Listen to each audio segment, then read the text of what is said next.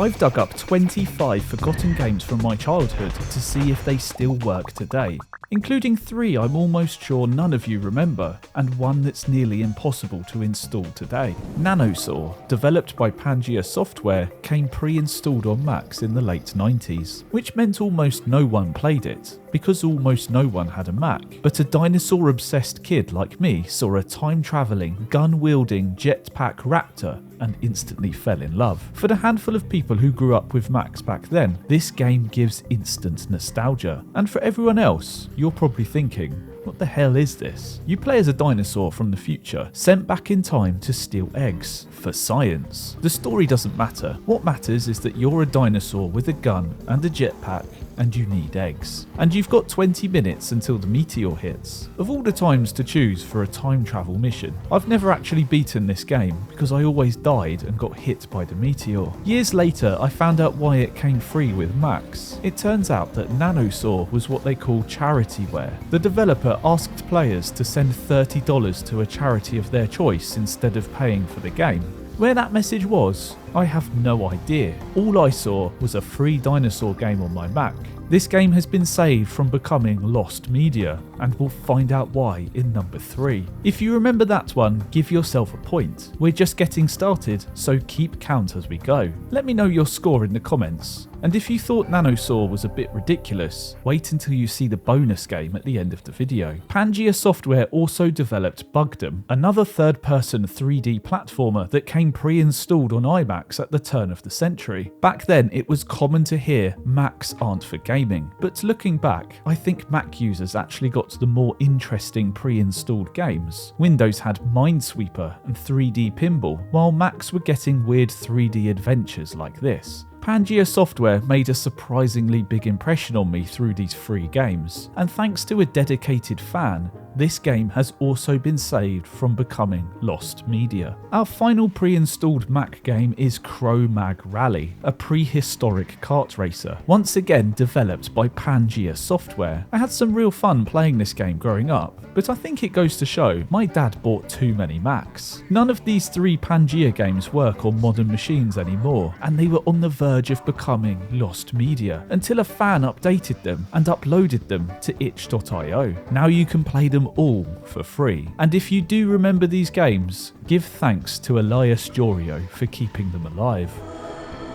This is weird, and I guarantee almost no one will remember this game. I played this game as a kid, and for many years I couldn't find any proof that it existed. Try googling weird old game and you'll see why. Before making this video, I had no idea just how rare this game actually was, or how many questions it would raise. Before we get into the mystery, let's quickly look at the gameplay. Weird is a point-and-click 3D museum game. You click around to find stories about strange happenings and mysteries that have happened across the world. As a kid, I glazed over the reading, and what stood out to me was this weird bat robot at the very start of the game. It made me feel creeped out at the time. Weird is almost impossible to find today, unless you know some more details like a subtitle or a developer name. I was lucky enough to find the original CD hidden in a cupboard at my dad's house. When I did find the game online, it's listed as weird. Truth is stranger than fiction, but my disc shows it just being called weird. And this is when things actually did get weird. I wanted to look further into the developer listed on the CD, Electric Sheep Productions, but when I googled it, I found no evidence of them existing. Online, the game is listed to have been developed by 2.0, which again, I can't find any more information about other than a credit for making weird. So who made it? Perhaps Electric Sheep Productions handled the Mac version, which again, you will not find on the internet. The game is only listed as a Windows game. It's ironic that a game about mysteries has become a bit of a mystery in itself. There isn't even a Wikipedia page about this game, so perhaps this makes my disc rare, but it certainly makes this game lost to time. Lost media. If weird wasn't weird enough for you, then let me show you Inbred with Rednecks. That's right, the band that brought you Cotton Eye Joe had a video game, and somehow this game ended up on my computer when I was 4 years old. The game opens up with a man shouting next to a cow, and then a spotlight searching the screen. At the time, I had no idea what the hell I was supposed to be looking at. I didn't even know who the band was, but for me, the game's charm comes with the mid-90s green-screened characters throughout the game. I used to love seeing real people in animated worlds, and this alone made me want to explore the game. This game was developed to be a promotional piece, but for me, it just raised more questions. Today it stands as a window into the strange era of FMV games. You can still find this game on a few abandonware websites, but my verdict is that it's lost to time. You may remember Bomberman, but do you remember Boom? A play on the title of the game Doom. You use your bombs to kill enemies on each level and work your way up through the 80 levels that the game has. It played like an arcade game. Once you ran out of lives, that was the end of your run. I used to play Boom with my mum, and we never made it to the end of the game, but it was a lot of fun trying. The original website for the game is no more. There is no Wikipedia page for this game either, and the original version only runs on vintage Macs. But thanks to fan support from Silverweed, you can play Boom today, saving it from becoming lost to time. Bubble Trouble was made by Ambrosia Software. You play as a little fish, and the goal is to kill all the enemy fish on each level without crushing yourself in the process. Some of the balls on the levels are bouncy, which means if they hit a wall, they're coming right back at you. As the levels go on, the enemies get faster, and I still remember the starfish being one of the scariest. This was one of my dad's favourite games, and he still keeps an old Mac running it to this very day. While you can still find ways to play it, it is a pain. You'll need an emulator or an old computer to get it working, and in my opinion, Bubble Trouble is being lost to time. Pangea Software returns for the final time in this video, this time with another shooter. The game was known as Power Pete when I was a kid, but it later got renamed to Mighty Mike after Pangea Software reacquired the rights to the game from the original publisher. You play as an action figure that has come to life after the toy shop is closed, and it's time to save the helpless toys from the dangerous toys. For years this game was stuck on old Macs, until Elias Jorio came to the rescue once again, meaning that we can play Mighty Mike on modern machines.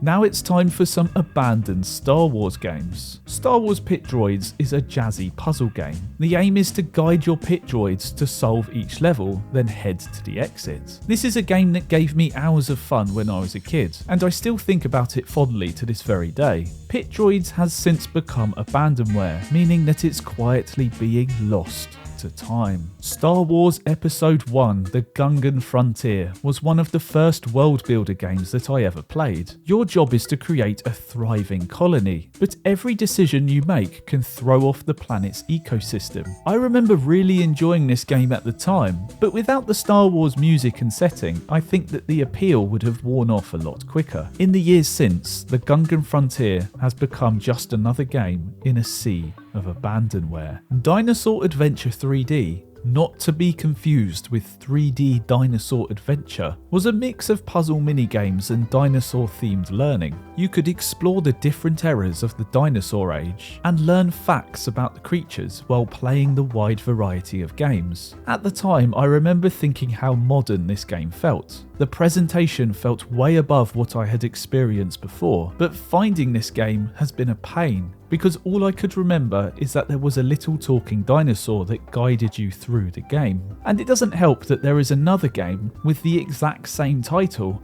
just with the words in a different order, and that this other game seemed to be way more popular and comes up in the Google search way before the game I was looking for. As such, I'm going to have to declare this game lost to time. This next game is almost impossible to get working on modern machines. Myth 3 The Wolf Age was the final entry in Bungie's Forgotten series, except Bungie didn't actually make it. The development of the game was given to Mumbo Jumbo, and the game that we were given left me with complicated feelings. It shifted to a new 3D engine, and never quite captured what made the first Myth games so special. Even worse, it's the only game in the trilogy that's basically basically unplayable on modern machines. My disc is seemingly unreadable despite it being in good condition, while the Myth community has kept the first 2 games alive through fan patches and open source projects. Myth 3 was left behind. The footage you're seeing here is from the demo and is one of the few surviving ways to experience the game. For now, this game really is lost to time. Keeping things 3D,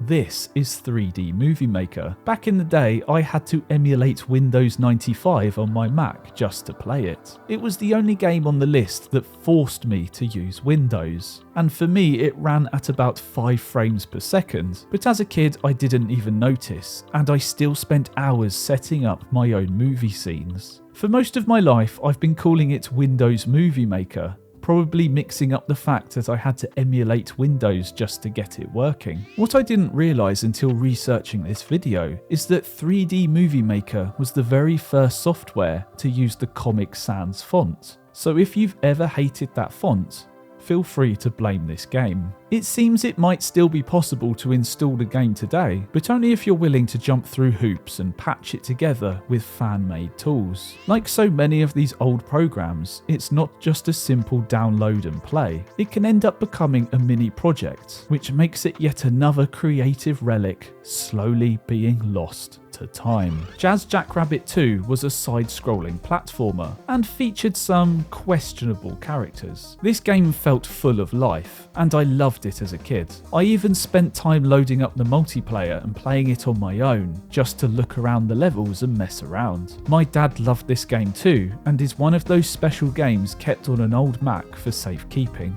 Fortunately, this game can be found on GOG and works on modern machines to this very day.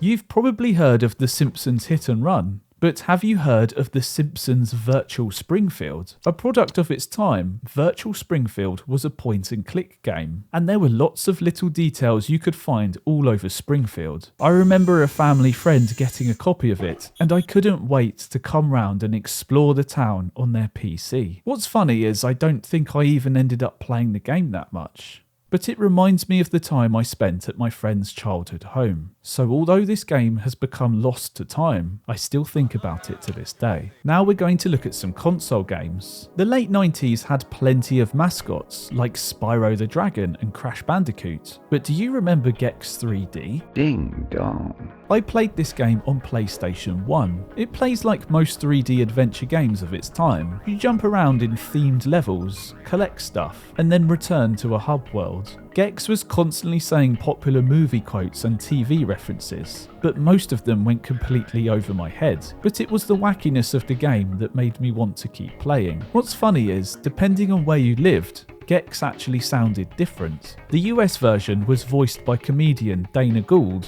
while the UK version had Leslie Phillips. Have some of that. I played through Gex again recently on a family holiday, and it's still just as fun now as it was back then. But I still don't get most of those popular culture references. Hogs of War was a turn-based tactical game set during the First World War, except pigs were the ones fighting. It had unmistakably British humour. Bang!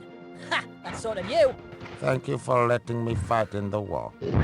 Complete with voice work from Rick Mayall. This was one of my fondest memories from the PlayStation 1, and it's mostly thanks to those voice lines that gave the game its personality. This potato is for you! Oh, this one's for you, Colonel. Fire! And relax. I have no confidence in my abilities, sir. And the gameplay felt like a mix of skill shots and planning. You could try your luck shooting a cross-map rocket launcher, or try and figure out a creative way to attack the enemy. For years, my foggy memory left me assuming that Hogs of War was made by the same people who made Worms, mostly down to the fact that the gameplay is very similar to Worms 3D. But I was surprised to see that it was developed by Infogrames and not Team 17. So, you know what they say about assumptions. I'm an arse.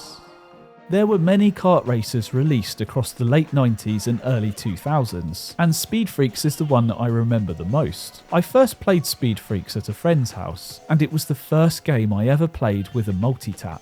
This allowed 4 people to play the PlayStation at the same time. I remember thinking that the game's menus felt very modern, the music was upbeat and fun, and it just made the game feel worth playing. Speed Freaks still plays very well to this day, and I think it would be a shame to let this game go forgotten. Sony acquired the rights to the game in 1999 with plans to sell it in America, but the game was pushed back to avoid competing with Crash Team Racing. When the game finally launched, it was renamed to Speed Punks, which in my opinion just sounds wrong. Overboard was a top-down boat fighting game. The aim of the game was to sink your opponent's boat, and I had some great fun playing this game multiplayer. Overboard is one of those games I only played a couple of times as a kid, but it sticks out in my memory more than it should. It's funny how nostalgia can work like that. Like Speed Freaks, Overboard had a completely different name in the US, where it was known as Shipwreckers. Reviews were mixed upon its release, which might be why Overboard quietly drifted into obscurity. Micro Machines V3 is one of those games that a lot of people remember playing, even if they can't remember the name. For me, it's one of those true standouts from the PlayStation 1, and I still find myself thinking about it more often than I should. Micro Machines perfectly captured that feeling of racing toy cars through everyday places. There were levels set in classrooms, kitchens, restaurants, gardens, and even the beach. It was safe to say that Micro Machines has a huge variety of levels. I still find myself wishing for a proper modern remake,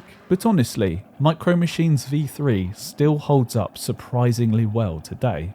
In the 90s, you were one of two things, a Pokemon fan or a Digimon fan. I was a blend of both, but when it came to video games, Digimon took the win for me. I was obsessed with Digimon World, so Digimon Rumble Arena felt like the next logical step. While everyone else was out catching Pokemon, I was fighting in Rumble Arena. The gameplay was very similar to Super Smash Bros. When you filled up your special meter, you could Digivolve, and I often would load up the game on multiplayer on my own, just so I could focus on Digivolving. That's how cool I thought it was. Digimon Rumble Arena released late in the PlayStation 1's lifecycle and got very little coverage at the time, so maybe that's why it's so forgotten today, but it still lives on strong in my memory.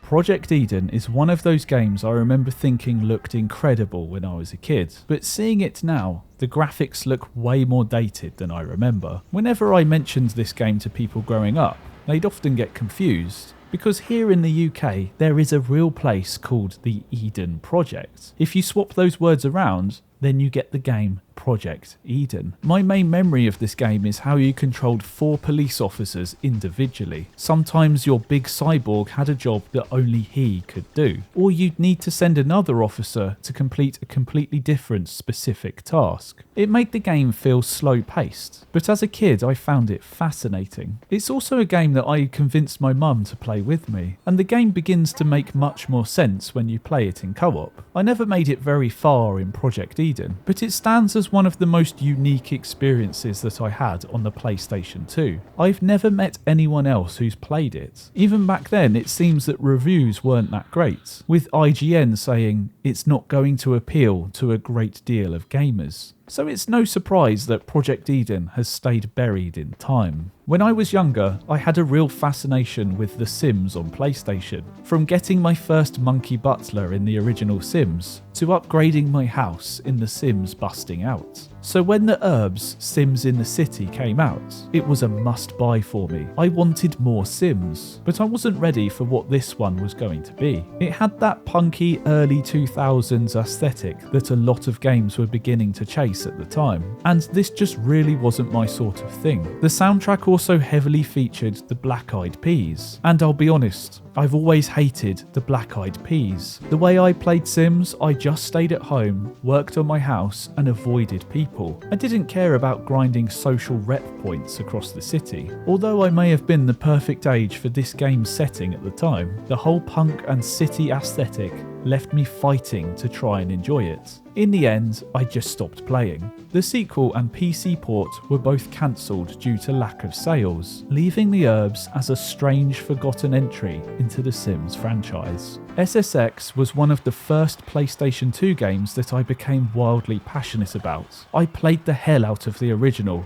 and I jumped straight into SSX Tricky when it came out, and then I played a lot of SSX 3. The franchise is one of the most nostalgic for me when it comes to the PlayStation 2, but SSX on Tour was when things started to change. It was yet another game trying to bring that mid-2000s punk aesthetic. The gameplay was largely the same as the games before it, but the vibe felt completely different. Where the earlier games felt bright and upbeat, On Tour felt heavier, partly because of its more grungy art direction, and partly because of its rock and punk soundtrack. It did introduce me to a few bands that I'd never heard of, like Avenged Sevenfold, but after hearing their songs for a few times, their singer's voice began to hurt my ears. While I can still load up SSX Tricky today and have a great time playing it, SSX on Tour is one game that I'm happy to leave in the past. When you think of roller coaster games, maybe you think of Roller Coaster Tycoon, or the more recent Planet Coaster, but did you know that there was Theme Park World on the PlayStation 2? For me, this game brought the fun of building your own theme park to the console. I remember spending hours creating rides and playing the game from my bed. One of the standout features for me was the ability to enter the guest camera and ride your own rides. Management games will always have a special place in my heart. I spent many hours on Roller Coaster Tycoon and even convinced my brother to film a review of the game when he was a kid. And if you grew up with Roller Coaster Tycoon, you'll probably enjoy this one too. And now it's time for the bonus game, and a return from Pangea Software. Nanosaur 2 Hatchling was yet another free game that came with Max in the early 2000s, except this time you're not a jetpack raptor, you're a flying dinosaur. You play as what looks to be a pterodactyl, and your job is yet again to save those eggs. The game was far bigger than the first one, with 3 full levels and no time limit. At the time, I remember thinking just how much of a step up these graphics looked over the first Nanosaur. But what I think this game really highlights is just how many Macs my dad has bought over the years, and still does to this day, because somehow I ended up with yet another free dinosaur game. The true hero of this video has been Elias Jorio, who has kept the Pangea Software games alive on modern machines. So please do check out his itch.io, which I will link down below, and show him some love. It's a shame that so many games from our childhood require so much work to get running, and it's thanks to those fans like Elias who keep these games working so we can remember them for the future. And now it's time for the score check. How many of today's games did you remember? Put one of your favourite forgotten games in the comments for part 2 and I'll check it out. If you find old games interesting, then check out this video I made on Bungie's games before Halo. Thank you to everyone on the Patreon and the channel members, and I'll see you in the next video.